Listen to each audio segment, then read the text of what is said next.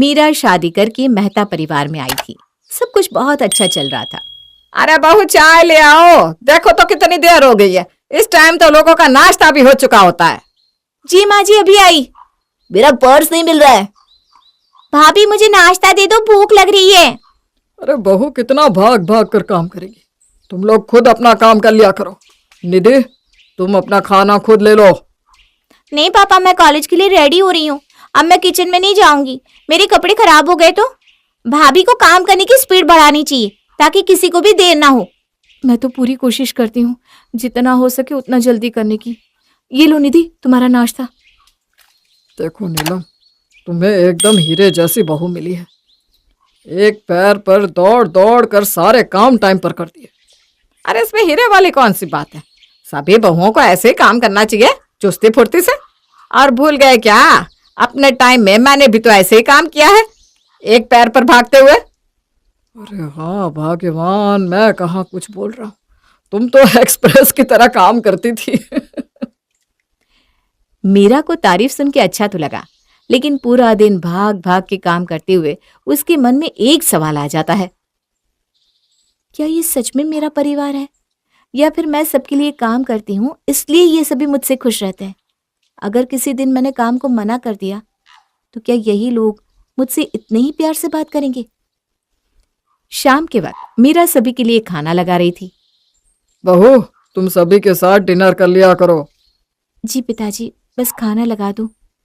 ये कहकर Meera dinner table पर सभी के लिए खाना लगा देती है और खुद भी डिनर करने के लिए बैठ जाती है। सभी लोग खाना शुरू करते हैं, लेकिन तभी अजय कहता है, मीरा वो मिर्च का अचार ला दो, आज अचार खाने का मन कर रहा है। मीरा अचार ला कर देती है कि तभी निधि कहती है, भाभी मुझे दही और चीनी दे दो ना, आज मुझे दही खाने का बहुत मन है। अभी लेकर आती। मीरा दही लाकर निधि को देती है और अपना खाना प्लेट में निकाल ही रही होती है कि उसकी सास नीलम कहती है, अरे बहू तूने सलाद में नींबू तो डाला ही नहीं, जाकर नींबू ले आ। मीरा नींबू लाकर सलाद में डाल देती है और इस बार डिनर टेबल पर नहीं बैठती। अरे मीरा बैठकर खाना खाओ, ऐसे क्यों खड़ी हो।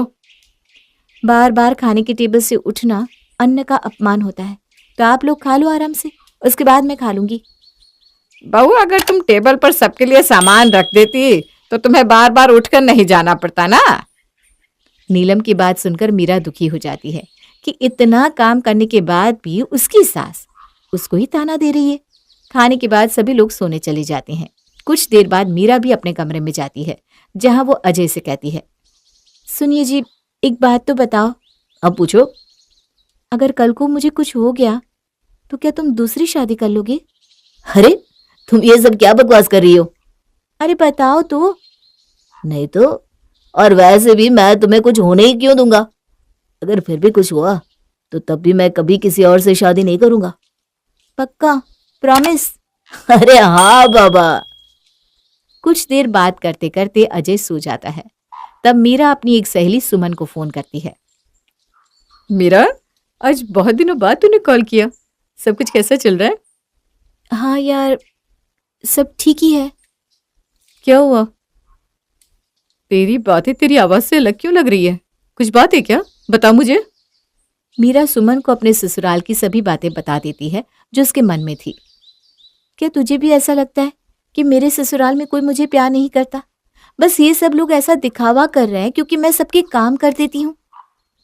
देख ये तो मुझे नहीं मालूम, लेकिन अगर तुझे सच जानना है तो उसके लिए मैं तुझे एक आइडिया दे सकती हूँ। हाँ तो बताना, क्या आइडिया है? तू अपनी याददाश्त भूलने का नाटक कर और फिर देख कौन तेरे बारे में क्या सोचता है। आइडिया तो तेरा अच्छा है। ठीक है, अब कल से होगा मेरा मिशन ससुराल का प्यार शुरू। अगले दिन मीरा छत से कपड़े लेकर नीचे आ रही थी, तभी उसे सुमन की बात याद आ जाती है। अरे आज तो मुझे याददाश्त जाने का नाटक करना था। अरे बहू वहां खड़े खड़े क्या सोच रही है, जल्दी से कपड़े लेकर नीचे आ, नाश्ता बनाने में देर हो रही है। अरे मीरा कहाँ हो तुम, मेरी टाई नहीं मिल रही है। मीरा तुरंत ही पैर फिसलने का नाटक करती है और सीढ़ियों से नीचे गिर जाती है। लेकिन मीरा ने तो ये सोचा ही नहीं कि नाटक में ही सही, अगर वो नीचे गिरेगी तो चोट तो लगेगी ही।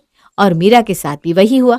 जैसे वो नीचे गिरी, उसका सर सच में जमीन से टकरा गया और मीरा को सर में चोट लग गई। अजय ने तुरंत डॉक्टर को बुलवाया और डॉक्टर ने कहा, फिलहाल तो ये ठीक है, चोट काफी गहरी लगी है, बाकी होश में आने के बाद मुझे बुला लेना। ऐसा कहकर डॉक्टर वहां से चले जाते हैं। मीरा को कुछ देर बाद होश आ जाता है। वो देखती है कि उसको नाटक के चक्कर में सच में ही चोट लग गई है। अब चोट तो लगी चुकी है, क्यों ना इसका पूरा फायदा उठाया जाए।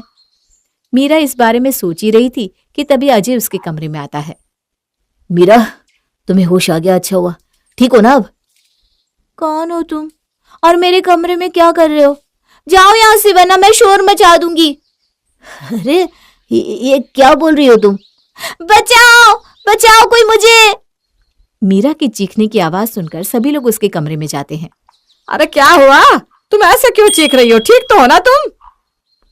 कौन हो आप लोग? मोहन तुरंत ही डॉक्टर को बुला लेता है। डॉक्टर चेक करने के बाद बताते हैं, लगता है इस चोट का असर आप बहू की याददाश्त पर हुआ है और वो अभी आप सभी को भूल चुकी है। फिलहाल आप उसे कुछ भी याद दिलाने की कोशिश मत करना। अरे लेकिन हम उसको क्या बोले कि वो हमारे घर में क्यों है और हम लोग कौन है? ये आप लोग सोचो, बस इतना याद रखना कि उसको अभी सच मत बताना, वरना उसका ब्रेन लोड नहीं ले पाएगा और मीरा को कुछ भी हो सकता है। डॉक्टर के जाने के बाद सभी लोग मीरा के कमरे में जाते हैं और कहते हैं, बेटा तुम हम लोगों से डरो मत। तुम्हारे मम्मी पापा काम की वजह से बाहर गए हैं और जाने से पहले वो उनके ही दूसरे घर में यहाँ छोड़ गए ताकि तुम आराम से रह सको। अच्छा, तो आप लोग हमारे घर की देखभाल करने वाले हैं? देखभाल हम लोग?